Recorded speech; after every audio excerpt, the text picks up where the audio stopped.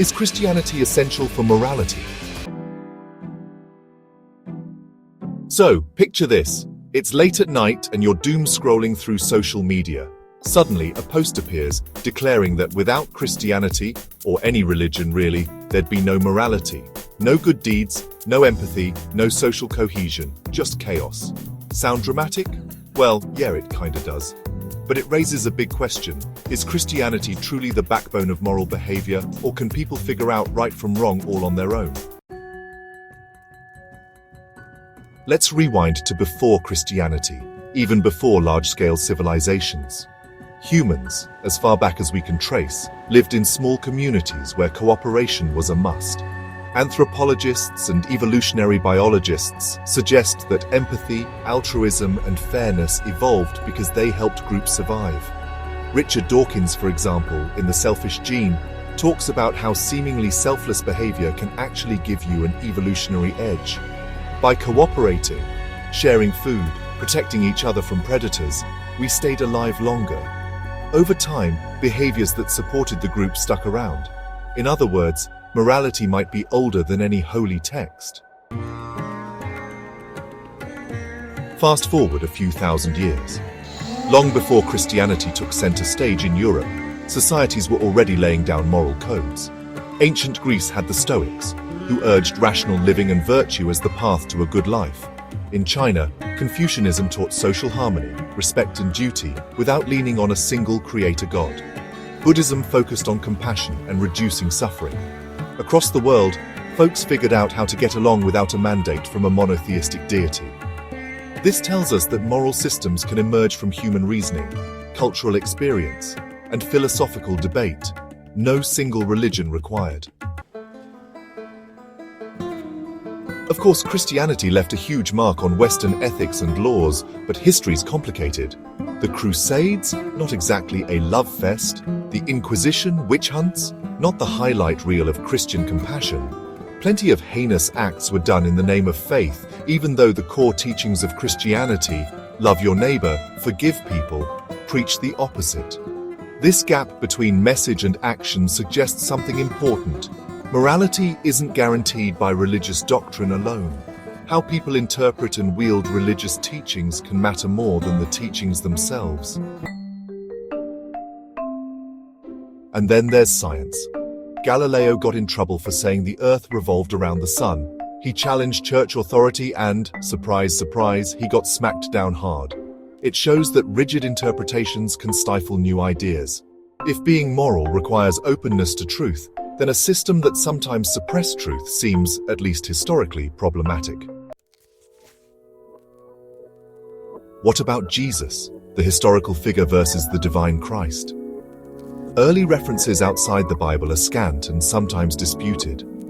Was Jesus a moral philosopher whose teachings got elevated over time, or the divine Son of God from the start?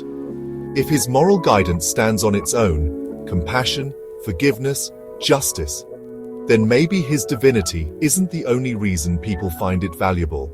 After all, a good idea is still a good idea, regardless of whether it's backed by a deity. Cultural borrowing also played a part. The Gospel of John took the Greek concept of logos, once about universal reason and order, and applied it to Jesus. Christianity absorbed ideas, rituals, and symbols from different cultures. It's not a bad thing, but it does mean moral concepts have been remixed over time. It's kind of like taking a favorite old tune and adding a new beat. You get something fresh, but the original meaning might shift.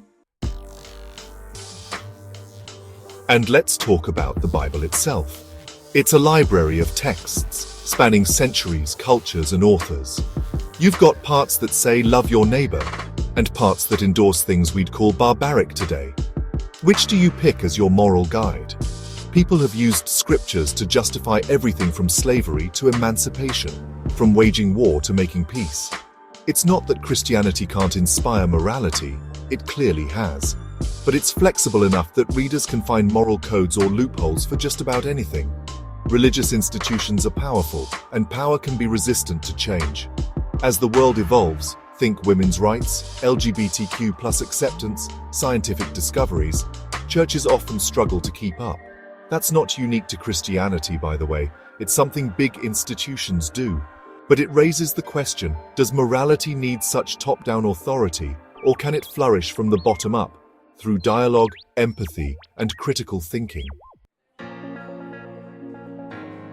So, where does all this leave us? Morality is complex. It's ancient, predating Christianity and any other single faith tradition. Philosophies and cultures worldwide have generated robust moral frameworks without relying on the divine. Christianity's historical record shows both moral brilliance and moral catastrophe. Its texts are vast and sometimes contradictory, leaving a lot of room for interpretation. I'm not saying Christianity has nothing to offer, quite the opposite.